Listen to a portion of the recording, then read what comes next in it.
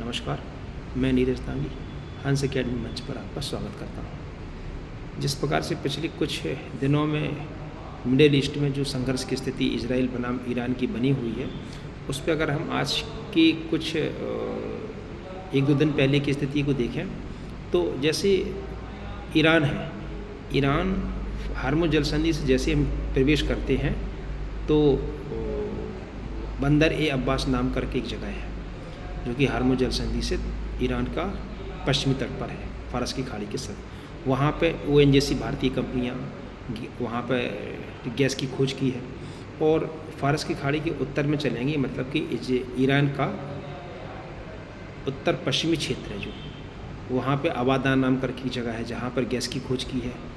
तो भारतीय कंपनियों द्वारा वहाँ पे लगातार निवेश और खोजें की जा रही हैं। तो क्या भारत चाहेगा कि इस युद्ध में इजराइल द्वारा ईरान पे हमला हो? नहीं चाहेगा। उसका कारण दूसरा ये भी है क्योंकि फ़ारस की खाड़ी से भारत में क्या होता है, भारत गैस और तेल का आयात करता है। तो जब नो फ्लाइंग जोन घोषित हो जाएगा तो ये भी एक भारत के लिए जो अंतर्राष्ट्रीय जो क्रूड ऑयल का संकट उत्पन्न हो जाएगा। तो भारत तो कभी चाहेगा नहीं कि इजराइल ईरान पे हमला करे। हाँ, इजराइल पे अगर हमला हो सकता है तो सऊदी अरब के माध्यम से हो सकता है। अब सऊदी अरब क्यों चाहेगा कि ईरान पे हमला हो? क्योंकि फ़ारस की खाड़ी में दो देश हैं, एक ईरान है और एक सऊदी है। ये दो देशों में एक तो क्या है कि शिया और सुन्नी को लेके विवाद होता है, दूसरा होता है एक खलीफा के पद को लेकर के, इस्लाम का पैगम्बर कौन होगा। तो वो दोनों में ही इस्लाम की पदस्थ को लेकर एक लड़ाई सी चलती रहती है। तो सऊदी अरब इजराइल के माध्यम से ईरान पे हमला कराएगा, है ना। तो अब इसमें देखते हैं कि अगर अमेरिका अपने आप को कहाँ देखता है, तो अमेरिका ने मना कर रखा है कि ईरान पे हमला नहीं किया जाएगा क्योंकि इस साल वहाँ इलेक्शन है।